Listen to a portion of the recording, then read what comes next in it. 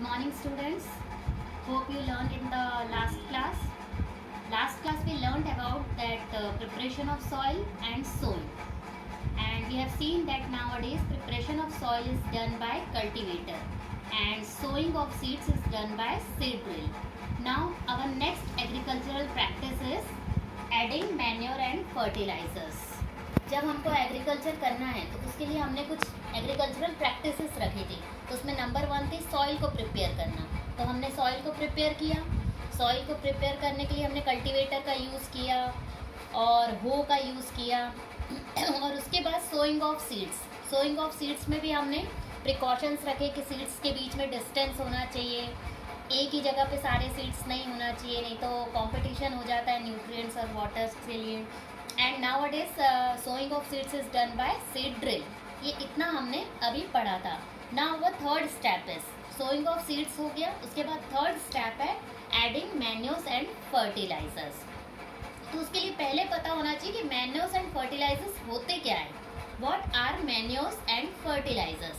The substances which are added to the soil. ऐसे substance जो soil में add किए जाते हैं ताकि सॉइल जो है बहुत न्यूट्रिशियस बने. Soil in the form of nutrients. The substance which are added to the soil in the form of nutrients. In the first step also we have seen that at the time of tilling we are adding manures and fertilizers also.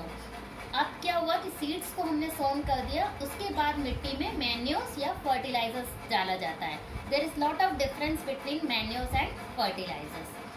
अब what are the advantages of adding manures and fertilizers? यदि हम ये नहीं add करेंगे तो क्या होगा? It makes the soil nutritious. हम भी जब खाना खाते हैं तो हम बैलेंस डाइट खाते हैं. आपने कभी देखा है कि आप एक हफ्ते तक सिर्फ दूध ही दूध पी रहे हैं या सिर्फ चपाती चपाती खा रहे हैं? We are always taking balance diet. उसी तरीके से प्लांट्स को भी ग्रोथ के लिए बहुत सारे न्यूट्रिएंट्स की ज़रूरत पड़ती है. So manures and fertilizers make the soil nutritious. सबसे पहला एडवांटेजेस है it makes it more fertile. फसल जो है बहुत अच्छी उगेगी. And it improves the soil texture.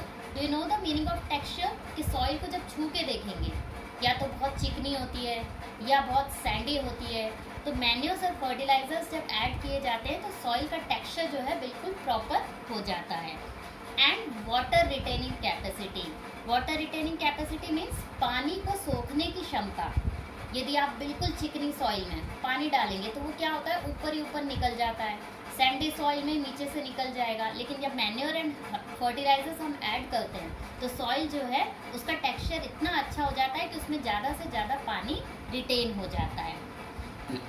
अब क्या सॉइल को फर्टाइल करने के लिए मैन्योरिंग प्रोसेस की जाती है. Manure is a organic decomposition of plants and animals. इसको ऑर्गेनिक तरीके से बनाया जाता है जिसको कि हिंदी में खाद बोला जाता है. मैन्योरिंग प्रोसेस के थ्रू पूरी सॉइल को जो है न्यूट्रिशियस किया जाता है. And what are the fertilisers? Fertilisers are the chemical substances. Fertilisers जो है वो केमिकल सब्सटेंसेस होते हैं और फैक्ट्रीज में बनाए जाते हैं. So what are manure? Manure is a natural substance. Manure जो है नेचुरल सब्सटेंस होता है जो कि decomposition of cattle dung, human waste and plant residues से बना जाता है. And fertiliser, fertiliser is a inorganic salt and it is prepared in factories. Fertiliser does not provide any humus to the soil. Humus आपने पढ़ा है कि what is humus? Humus जो सूखी पत्तियों जो डिकम्पोज हो जाती है तो वो, या फिर माइक्रो ऑर्गेनिजम्स जो डेड हो जाते हैं, सॉइल के ऑर्गेनिज्म जो डेड हो जाते हैं तो वो क्या बनाते हैं? Humus.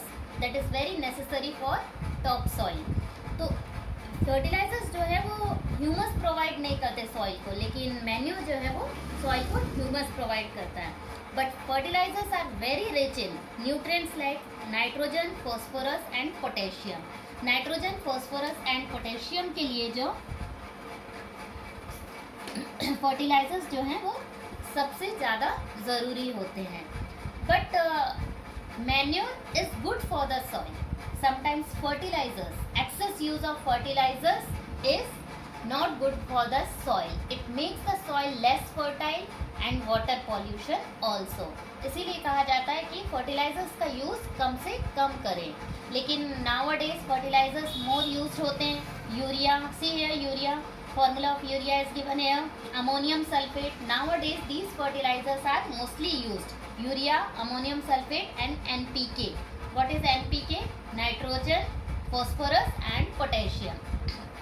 But excess use of fertilizers are making soil less fertile and causing water pollution also.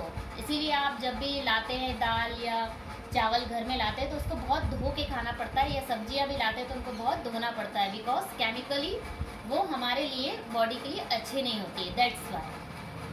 Now what are the difference between manures and fertilisers? Already we have seen about difference between manure and fertilisers and it is given in your book at page number 7. So you just learn it. And what are the advantages of manures over fertilisers? Fertilisers के मुकाबले manures के क्या advantages होते हैं? एक तो manure जो है वाटर होल्डिंग कैपेसिटी बढ़ाता है. Then it makes the soil porous.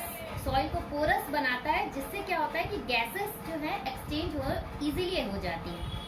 And it increases the number of friendly microbes and it improves the texture of the soil. अब सॉइल को एक तरीके से और न्यूट्रिएंट्स यदि बढ़ाना है तो उसका एक प्रोसेस होता है crop rotation. Now what is crop rotation? अब क्या होता है कि एक ही फील्ड में बार बार फसल लगाई जा रही है, तो हर साल फसल लगाई जा रही है, जिसके कारण क्या हो रहा है कि उस सॉइल के पूरे न्यूट्रिएंट्स खत्म हो जाते हैं. एक जैसी यदि फसल लगाएंगे, जैसे हर साल उसमें गेहूं बोएंगे, तो क्या करता है फार्मर, क्या करता है क्रॉप रोटेशन करता है. तो एक साल गेहूं बोता है तो दूसरे साल सोयाबीन बोता है. तो क्या होता है कुछ न्यूट्रिएंट्स जो गेहूं को चाहिए रहते हैं वो यूज हो जाते हैं और सोयाबीन वाले रिमेन रह जाते हैं.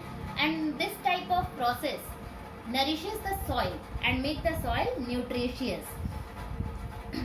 Now our next step is, that is irrigation.